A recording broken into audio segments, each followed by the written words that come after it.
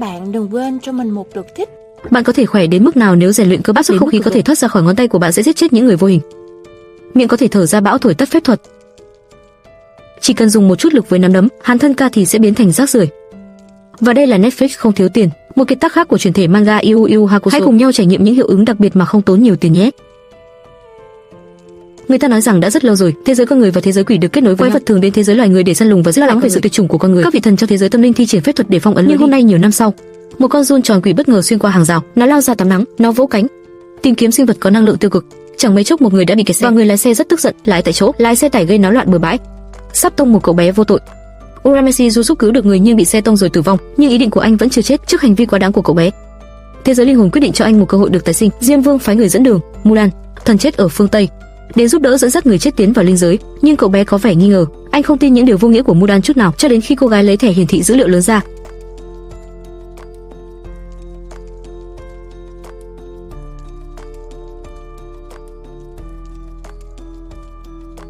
Hóa ra Yusuke là hỗn thế ma vương. Chẳng bao lâu Mulan đã đưa cậu bé đến thế giới tâm linh. Thế giới tâm linh ở cấp độ cao hơn chiều thứ 3. Dòng sông này tương đương với suối vàng. Thế giới đã được chia thành thế giới con người, thế giới tâm linh và thế giới là nơi an nghỉ của nhân loại.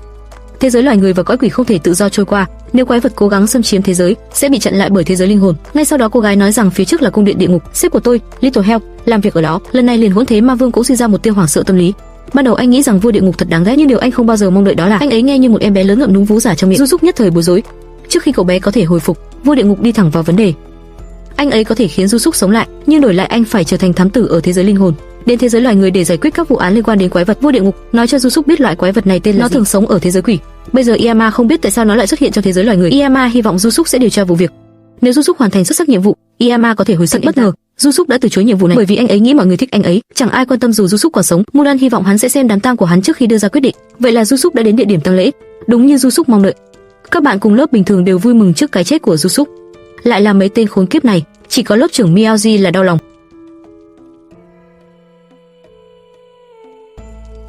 Chờ anh ấy tỉnh lại, con phải cảm ơn anh ấy. Mẹ Yusuke ở một bên sau khi nghe xong như bị dao cắt. Chờ mọi người sau khi rời đi, người mẹ một mình xoa xoa nhi tử khuôn mặt buồn bã ủ rũ. Giờ khắc này chuyện quan trọng nhất phải đi tiêu diệt chính ma quỷ đang gieo vạ nhân gian, cũng là Yusuke trở thành linh giới trinh thám nhiệm vụ thứ nhất, đồng thời bị ma quỷ bên trong phụ thể nhân loại chính đang tàn sát. May là Yusuke đúng lúc xuất hiện, có thể ma quỷ sức chiến đấu cực cường, hai người đại chiến 300 hiệp không phân thắng bại.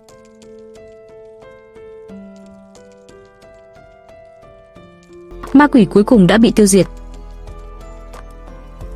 Rất nhanh Tiểu Diêm Vương cho Yusuke an bài sau nhiệm vụ để Yusuke đi đoạt lại bảo vật thất lạc, theo thứ tự là hàng ma kiếm ám hắc kính cùng ác quỷ cầu. Ba tên trộm cũng là một số nhân vật chính.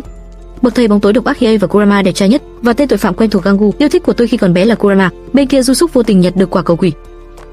Nhưng trong giây tiếp theo, anh đã bị Gangu ném ra xa. Anh ta chế nhạo Yusuke vì chỉ là một phàm nhân, giống như việc đập một quả trứng vào một hòn đá, sau đó anh ta nhảy. May mắn là Yusuke đã né kịp thời. Nếu không, bản thân sẽ bị đánh thành từng mảnh. Yusuke cố gắng trốn thoát, nhưng Gangu đang đuổi theo anh ấy. Anh muốn sử dụng kỹ năng đặc biệt, nghiền nát Yusuke còn sống. Nhưng Yusuke lại linh hoạt như một con khỉ. Gangu vụng về thật bất lực. Tuy nhiên, Kurama Beka đang lặng lẽ quan sát cách đó. Sau đó Gangu nhặt một chiếc xe máy, ném trực tiếp vào Yusuke. May mắn thay, không còn nguy hiểm nữa. Nhưng bây giờ Gangu đang rất tức giận, đập vỡ kính ô tô.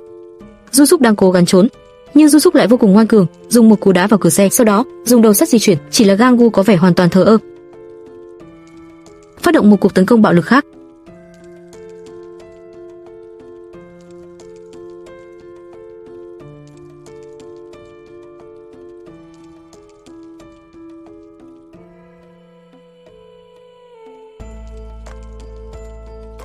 Lúc này Gangu đang đẩy xe. Gangu muốn ép Yusuke vào miếng bánh. May mắn thay, cột điện sắt đã cứu sống Yusuke. Trước khi Yusuke có thể bình tĩnh lại, Gangu lại từ trên trời rơi xuống. Gangu siết chặt cổ Yusuke.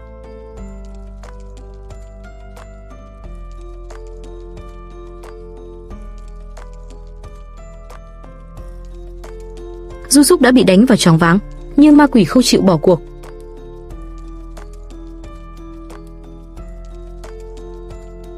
Lúc này không thấy Yusuke đâu nữa, hóa ra anh ta trốn trong một góc, bắt đầu bí mật làm việc chăm chỉ để sử dụng sức mạnh. Nhưng anh ta vẫn chưa thành thạo nhất dương chỉ. Sau một thời gian dài làm việc, tất cả lại dừng lại. Yusuke không còn lựa chọn nào khác ngoài việc chọn tấn công trước. Anh ta lại lao ra và đấm, nhưng dường như mọi thứ đều vô ích. Gangu to lớn ném anh ta xuống đất. Sau đó anh ấy bắt đầu giơ một tay lên cao. Không ngờ giây tiếp theo, cậu bé đột nhiên xuất hiện phía sau Gangu. Cậu bé hét vào mặt anh chàng to lớn đừng làm tổn thương Yusuke. Thật là một đứa trẻ khỏe mạnh và ngon miệng.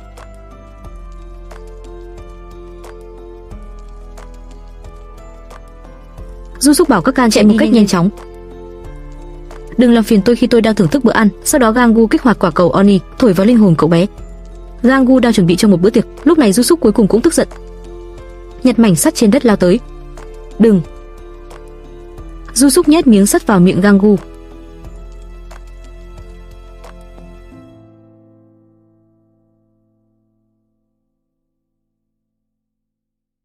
Sau đó kích hoạt sức mạnh linh lực, cuối cùng Gangu bị đánh ngã xuống đất. Linh hồn của đứa trẻ bị bắt trước đó đã thoát được cái chết. Con có thực sự ổn không? Anh ổn không, Súc? Cảm ơn vì chuyện vừa xảy ra. Toguro Ludi mạnh nhất của Yu Yu Hakusho cuối cùng cũng lộ ra vẻ ngoài bá đạo. Anh ta giết chết một con thú khổng lồ chỉ bằng một cú đấm. Đồng thời, để kiểm soát linh lực tốt hơn, Súc tìm thấy Master Genkai và học tập bà ấy. Không ngờ tôi lại bị từ chối một cách bất ngờ. Đủ rồi. Cũng may Master Genkai miệng cứng lòng mềm. Sau đó bà ấy bắt đầu huấn luyện Súc. Giữ tư thế này tiếp tục trong 12 giờ. Nhưng Súc thậm chí không thể giữ được trong 2 giây. Master Genkai nói là sức mạnh tinh thần cần được cảm nhận bằng cơ thể. Nhưng Súc chỉ muốn nhanh chóng trở nên mạnh mẽ hơn. Anh cũng cảm thấy những điều Master Genkai dạy không thực tế chút nào. Sau này, anh không đánh giá quá cao năng lực của mình và so tài với Huân Hải về võ thuật.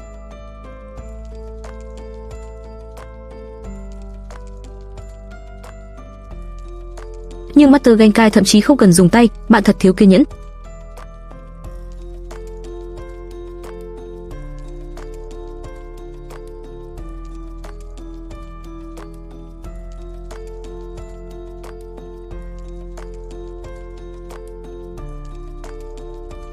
Master Genkai giật mình, cậu bé này có thể tự học mà không cần giáo viên. Anh ấy thực sự là một người tài năng với xương cốt đáng kinh ngạc. Nhưng gừng càng gà càng cay.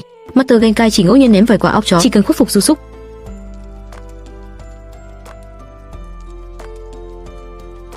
Chớ đắc ý hí hửng. Hãy rèn luyện tốt trước rồi phàn nàn sau. Nhưng Master Genkai quay lại và nói với Mudan, Súc chỉ đang lãng phí thời gian ở đây thôi. Về phần Kuwahara đi cùng, bà lại càng tuyệt vọng hơn. Nhưng không ngờ Kuwahara lại được thăng chức trang Jiu, rèn luyện kỹ năng của mình mỗi ngày.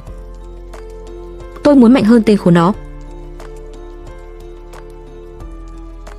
Không ngờ Kuwahara lại dùng kiếm gỗ để phá vỡ tảng đá. Điều này khiến Súc ở một bên tỏ ra bối rối. Điều tuyệt vời hơn nữa là cây gậy gỗ trong tay Kuwahara bắt đầu lóe lên. Bây giờ Súc cảm thấy áp lực. Có thể tuyệt đối không thể để cho tiểu tử này vượt qua. Ngày tập luyện thứ 20 đã sớm đến. Người bạn Súc tập luyện chăm chỉ mỗi ngày. Master Genkai cũng dần thay đổi quan điểm về anh. Bà cảm thấy Súc có tinh thần cạnh tranh ngu ngốc.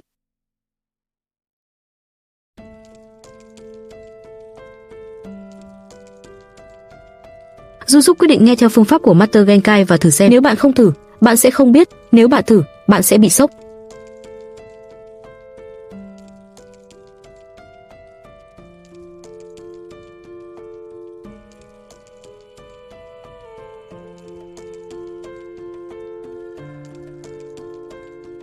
Linh lực bay thẳng lên trời. Master Genkai cuối cùng quyết định giao Ngọc Quang Linh cho Súc. Tôi giao cái này cho bạn. Đây là Ngọc Linh Quang 3 động quyền bí quyết.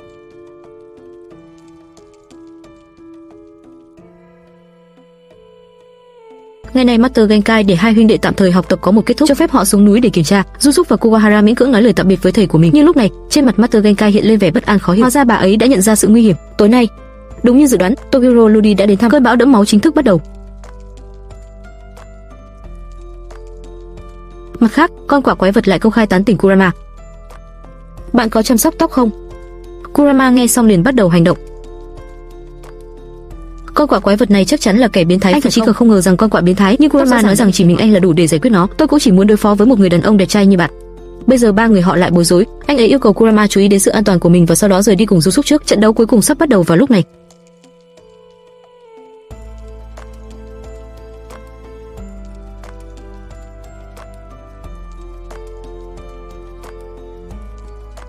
Anh nghĩ kỹ năng thao túng thực vật của Kurama là vô song. Không ngờ quả đeo mặt nạ không tôn trọng võ đạo, thực tế đã sử dụng đòn tấn công ma thuật. Kurama ngay lập tức bị thổi bay xa hàng trăm mét, sau đó lại có một đòn chí mạng khác. Chuyện này vẫn chưa kết thúc, chẳng mấy chốc bom đã trút xuống.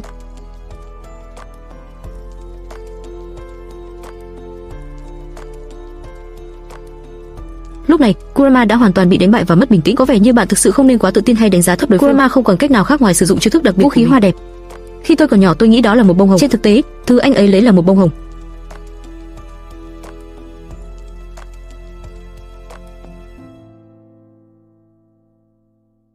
Nhưng sau khi đeo nó một thời gian dài, Con quạ đeo mặt nạ. Bạn có nghĩ rằng bạn có thể đánh bại tôi trong hình dạng con quạ biến thái phát động một cuộc tấn công bạo lực khác?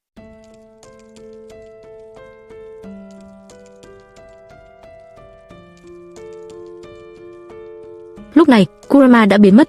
Giây tiếp theo anh ta biến thành hình dạng con cáo quỷ. Đây thực sự là Kurama tuyệt vời trong tâm trí chúng ta. Tôi chưa bao giờ nghĩ đến việc thay đổi trở lại hình thức này trước đây. Lúc này, cục diện chiến tranh đã đảo ngược. Con quạ biến thái bị đánh tới mức răng văng ra sàn. Nếu bạn không muốn chết, tôi đề nghị bạn không nên di chuyển.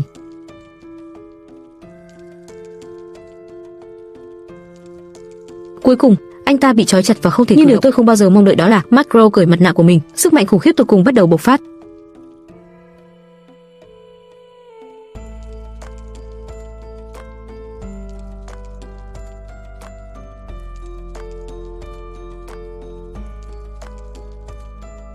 Tôi thích bạn Kurama. Không ngờ Kurama cũng dùng thủ đoạn bẩn thỉu, lẻn cỏ gỗ xi man vào tay chắc sẽ không sớm, nó đã bén rễ khắp cơ thể.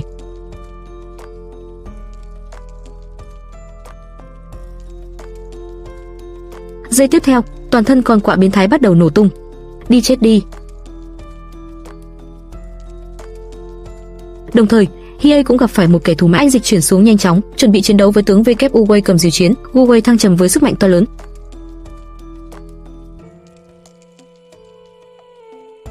Hiei thực sự đổ mồ hôi, sức mạnh chiến đấu này thực sự tuyệt vời. Đúng lúc này, Hiei bị WU Wei truy đuổi và đánh đập.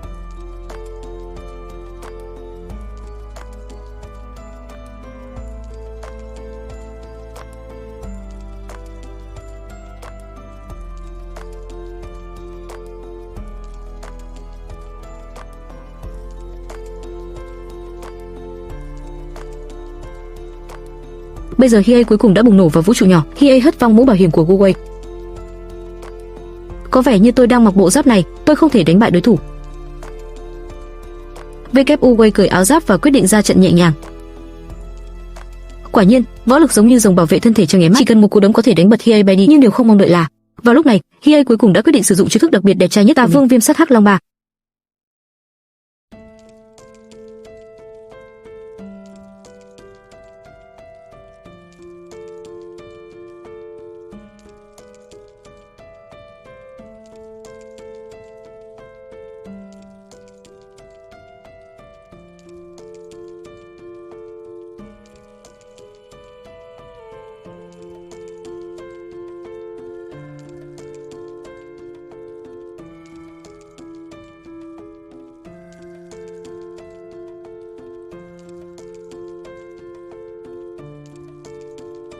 Khoảnh khắc này không đối thủ.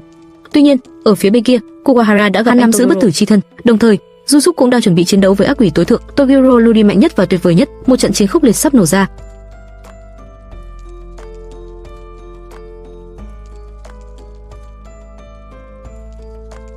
Và khi hai người họ cãi nhau lần đầu tiên, Jusuk rõ ràng đang ở thế bất lợi, bị Toyu Chanji đánh bại hoàn toàn. Anh thậm suýt bị đánh đập ngay cả cha mẹ không nhận ra.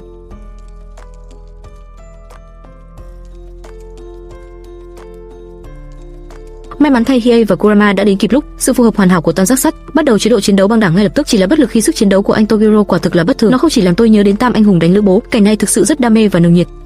Nhưng sự chênh lệch về sức mạnh vẫn còn rõ ràng. Ngay cả khi Jusuk sử dụng nhất chỉ sóng hào quang, Toyu Chanji lù lù bất động.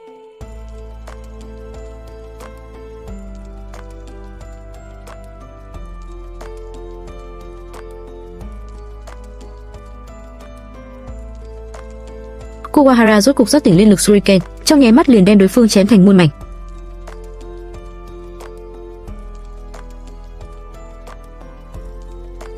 Chỉ là không nghĩ tới anh trai Toyu Chanji bất tử bất diệt lại khôi phục thân thể. Giờ khắc này còn chạy tới cười nhạo Toyu Chanji, đệ ta đúng là loạn thế anh hùng. So với lữ bố lợi hại hơn, đương nhiên, nhất khổ rồi chính là Master Genkai không công hy sinh, mà giờ khắc này Kuwahara cùng Jusuk cũng không biết sư phụ đã chết. Mãi đến hắn lấy ra Master Genkai nửa đoạn xác chết, Jusuk mới ý thức tới lúc đó Master Genkai để cho bọn họ hạ cũng là vì bảo vệ hai người bọn họ, cũng không định đến chính là giờ khắc này Toyu Chanji nhưng trực tiếp cầm lên Kaka. Ngươi sẽ đối chính mình thân Kaka làm cái gì?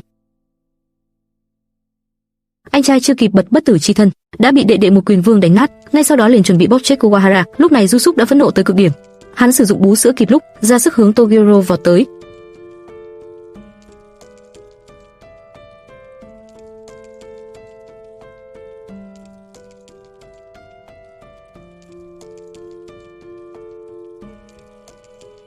Phi thân một quyền lại đem Toguro đánh vào lòng đất 10 mét. Chỉ là vạn vạn không nghĩ tới chính là rất nhanh bốn phía bắt đầu đất rung núi chuyển. 120% hình thái Toguro lần thứ hai lóe sáng lên sân khấu. Chỉ thấy hắn nhẹ nhàng gảy ngón tay, Kuwahara liền trong nháy mắt ngất đi.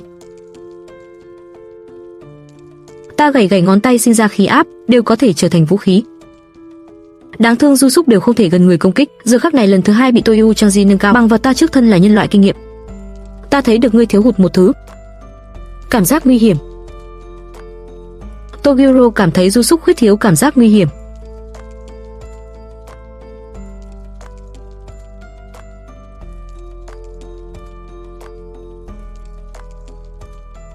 Ta nói ngươi tiêu rồi, mục đích của hắn là vì làm Du Súc tức giận.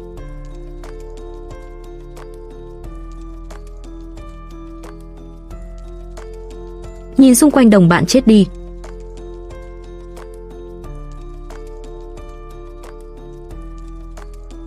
Không cho phép. Quan trọng nhất là ta không cách nào tha thứ chính mình. Ta sẽ đem hết toàn lực bảo vệ bọn họ. Du Súc. Linh lực.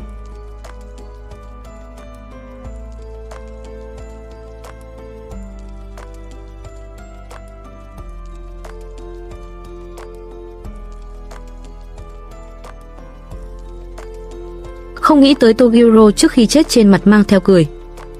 Giờ khắc này rốt cục có thể an tâm ra đi. Đã từng vô địch là cỡ nào cô quạnh. Sau đó chuyện cuối cùng, Du Súc triệu hồi ma rơi luận võ, tuyển cử ma giới thủ lĩnh. Ma giới tiến vào hòa bình thống trị thời kỳ, mà Tiểu Diêm Vương thành linh giới kẻ thống trị.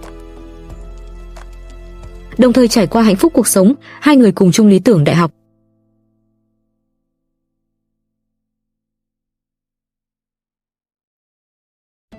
Hắn sẽ không để người khác an bài, hắn dứt khoát lựa chọn tiến hành rồi kịch liệt chống lại. Cuối cùng đem mình sống thành thiếu niên vai chính. Mà ở trong cuộc sống hiện thực mỗi một cái lựa chọn đều cực kỳ trọng yếu.